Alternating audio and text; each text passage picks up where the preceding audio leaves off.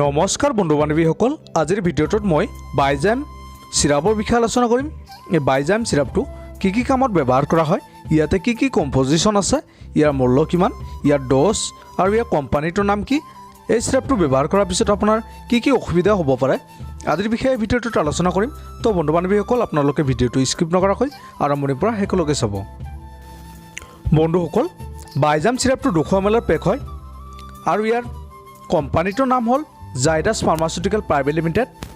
ইয়াতে মোৰ দুটা কণ্টেইন আছে, এটা কণ্টেইন হ'ল পেপচিন আৰু এটা ফাংগাল ডাইষ্টেছ। বন্ধুসকল, এই বাইজাম চিৰাপটো পাইনএপল ফ্লেভাৰ আছে আৰু ইয়াৰ মূল্য হ'ল 196 টকা। আপোনালোকে যিকোনো মেডিকেল ষ্ট'ৰত পাই যাব অথবা আপোনালোকে অনলাইনত অৰ্ডাৰ কৰি কিনি ল'ব পাৰে।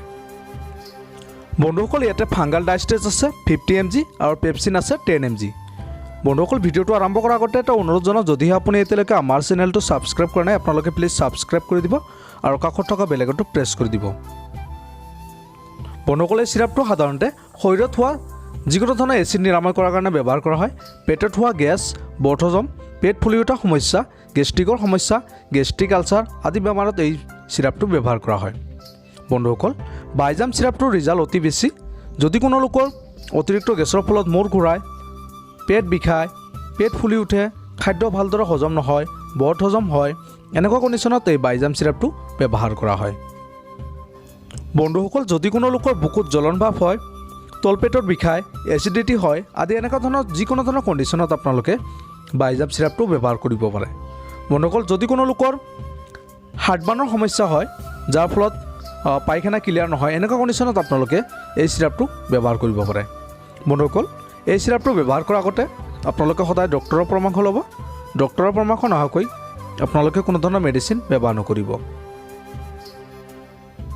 এই বাইজাম চিৰাপটো আপোনালোকে 18 পৰা 17 বছৰৰ বয়সীয়া লোকৰ কাৰণে 5 ml কৈ দিনত 2 বাৰ আপোনালোকে খোৱাৰ আগতে ব্যৱহাৰ কৰিব লাগিব, মুঠ 2 বাৰ। আৰু এডাল বা বয়সীয়া লোকে 10 ml কৈ দিনত 2 বাৰ খোৱাৰ আগতে আপোনালোকে খাব লাগিব। বন্ধুসকল, এই চিৰাপটো আপোনালোকে ৰেগুলাৰ ইউজ কৰিব পাৰে। ইয়াৰ বিশেষ কোনো ধৰণৰ এনেকুৱা ছাইড ইফেক্ট নাই। যদি আপোনালোকে দীৰ্ঘ সময় ব্যৱহাৰ কৰে তেন্তে আপোনাৰ ছাইড ইফেক্ট হ'ব পাৰে, যেনেকৈ আপোনাৰ মূৰৰ বিষ, মূৰ ঘূৰোৱা, ডায়েৰিয়া আদি এনেকুৱা ধৰণৰ সমস্যা দেখা দিব পাৰে। যদি এনেকুৱা ধৰণৰ সমস্যা দেখা দিয়ে তেন্তে আপোনালোকে চিকিৎসকৰ পৰামৰ্শ ল'ব। তো বন্ধু বান্ধৱীসকল, আজিৰ ভিডিঅ'টো ইমান আছিল। যদি ভিডিঅ'টো ভাল লাগে প্লিজ এটা লাইক কৰি দিব আৰু এই বাইজাম চিৰাপটোৰ বিষয়ে অধিক জানিবৰ কাৰণে আপোনালোকে কমেণ্ট কৰি জনাই দিব পাৰে। ধন্যবাদ।